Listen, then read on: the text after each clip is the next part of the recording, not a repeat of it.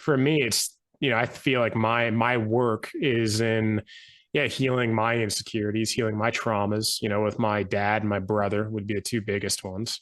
Straight up. Never feeling like, feeling like you, like what, like I still to this day, dude, like I don't even feel like my family is my family. It's like, Right. I feel like my mom, I'm like, my mom, I know is like a soul sister, like past lifetimes. We've even done past life regressions. And like we were in Egypt together, we were brothers. Like we've had a lot of lifetimes together. Our soul fractal goes back a lot of lifetimes. But like my brother, like and my sister and my dad feel like still to this day, like especially Strangers. my brother, strangers.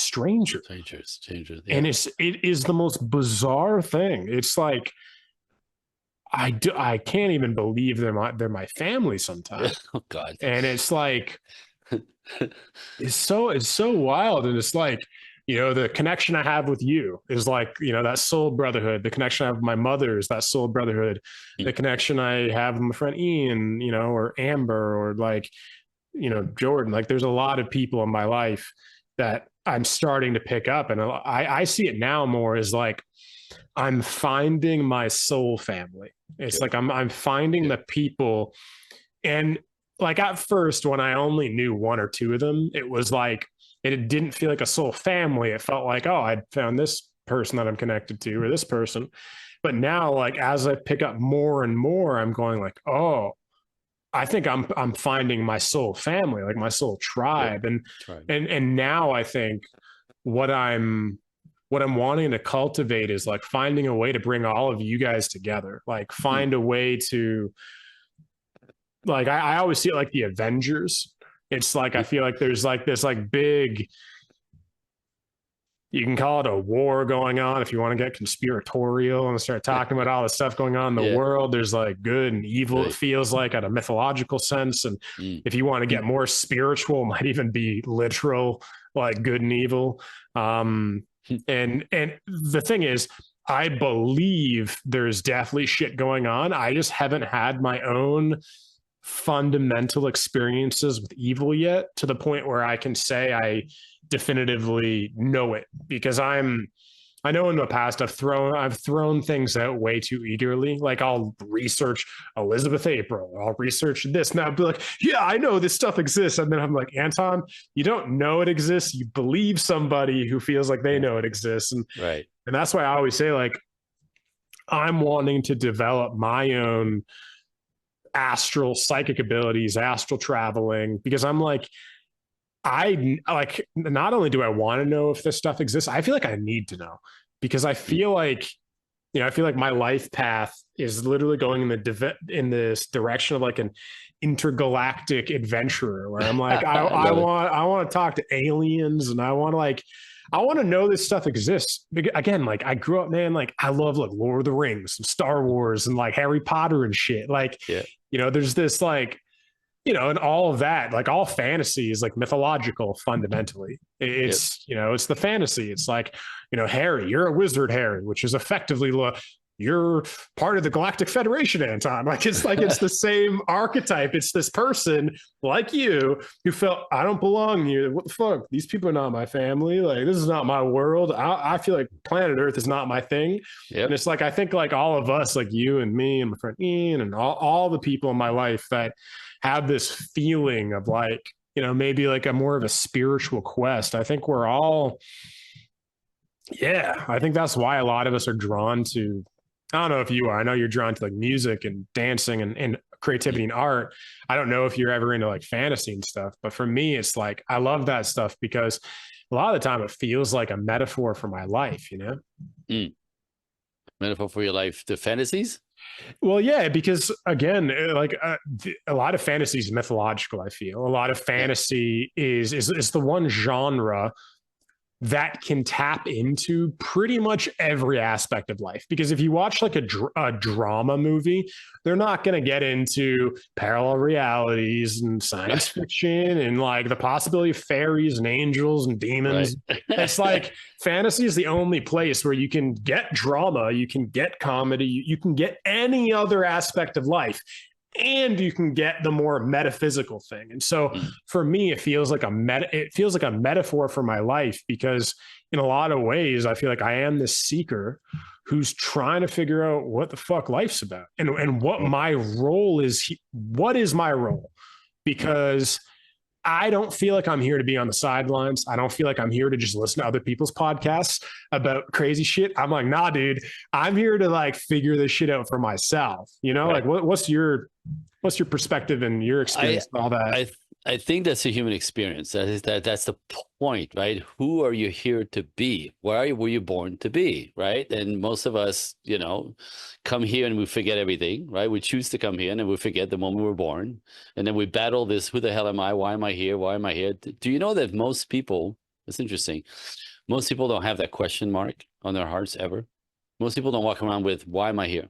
Do you think they don't have it internally, or do you think they're blind to it because they have so many distractions and trauma? I think there's different versions of awareness in spirituality in every way, and so we know that everybody's here to live their purpose on some level. Nobody's here randomly. Nobody's here to be miserable, right? But people also come in with their karma from a generational karma, which will get in their way, and they have to learn, right? So there's different like awareness, I want to say, of that. So people have different lives experiences completely per their generational trauma, where they're here to work through, and how, if they have the courage to lean in, to fight for it, to work through, as opposed to kind of. But it's fascinating to think that one of us who kind of seem to be a little bit on a different space from the get-go, the first question is, why am I here? What is it I'm supposed to do? Right? What is it seeking? And is it like questioning life itself that the rest of the world doesn't really walk around with? Interestingly. When did that, like, do you remember being 5 or 10 and a half? Like, I don't remember any of those questions, but I felt it. I felt like, Yeah. Yeah, no, because it's only, in early childhood, like, you don't have words, you don't have, you know what I mean? All you have is feelings. yeah. Like, so this is why most people realize their trauma in the age of around the age of 5, 6, 7, right? It's because then the brain can connect with the feelings, and then you become, and that's what happened to me that day. Like, I understood my feelings that I had since the day I was born. Boom. Oh shit, I don't belong here. I'm a terrible mistake, right? And then the panic that come with, but I guess so. There's that kind of connecting the dots. I think that's an awakening moment. Not everybody gets that, seemingly. Like I said, like you talked about your brothers and sisters, and I look at them, I'm like, how did they? Why? Why did they get up in the morning? Yeah. What? This? What? You know what I mean? Now, not to judge and not to feel superior on myself, but I think we know that everything is energy, everything is vibration, everything is frequency. And what I think you're talking about is, as you elevate yourself, get to become the man that you are pulled to become, even though you forgot, you got to fight for it and earn it and get there. Like me, it took me 3 phases of my life to get here. And I now realize all of that bullshit was to get me here. Right? Like, all of it. It's got me resilient and fighting and feisty and leaning in, and fuck you, and like, oh fuck, right, and just fighting all the way through to really realize this is the little thing in my heart that was always, now keep going, you're here to do something big. Took 50 years, right? So, like, that's the conquering of finding yourself, I want to say. But what you're talking about as well, it was this kind of magical. And I want you to be really aware of this, because it's going to help you. I didn't realize that too much later. Is when you consciously understand, I guess, the vibration that where you resonate at, right? As you cultivate that side of you, you vibrate differently, right? And you have people in your world, and you want to be very discerning of people who vibrate the same way. I've been stuck with lower energy people in the name of loyalty, friends forever, right? And understanding we don't jive, but I'm loyal, right? This is part of the masculine qualities that men have. They're loyal. They don't let go of stuff just because it doesn't feel the same or whatever, right? Loyalty is a big one. And that, I pay for that shit, dude, like over and over and over and over. And so now and the price to pay for that, right? Energetically and energy wise, to just be like in thrown in limbo because you didn't listen to your gut, and or realize that you're not vibrating with somebody who's on really on your frequency and on your side. So I think exactly what you said is the point of us all is to find our tribe. Do you know what I mean? And you have this tribe and you have that tribe. Yeah, you have this party or that party. We know this, right? So okay, and that there's sort of a finding yourself, right, and discovering what you're here to do for humanity as your mission in life. That's the gift. That's the gift. That's the way I see it. That's the way I lived it. It's crazy because I'll say this to my clients because of everything I've gone through, everything you go through, we develop an intuition for it with empathy. We can connect emotionally. People don't have to tell me what's going on with them. I pick it up energetically. Like, you don't have to say anything. I just be in your presence, and I'll feel what you're feeling. Right? It's very helpful in my work.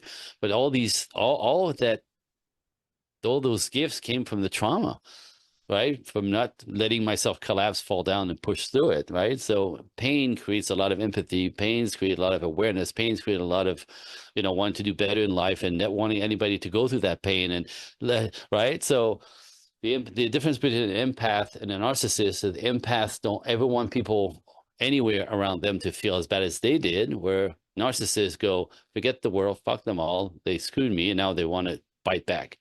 If you guys want to check out another clip from this episode, click here. And if you want to check out more clips on this topic, click here. And if you want to check out the full episode that this clip is taken from, you can click the link in the description below. And that's it. So I'll see all of you in the next one.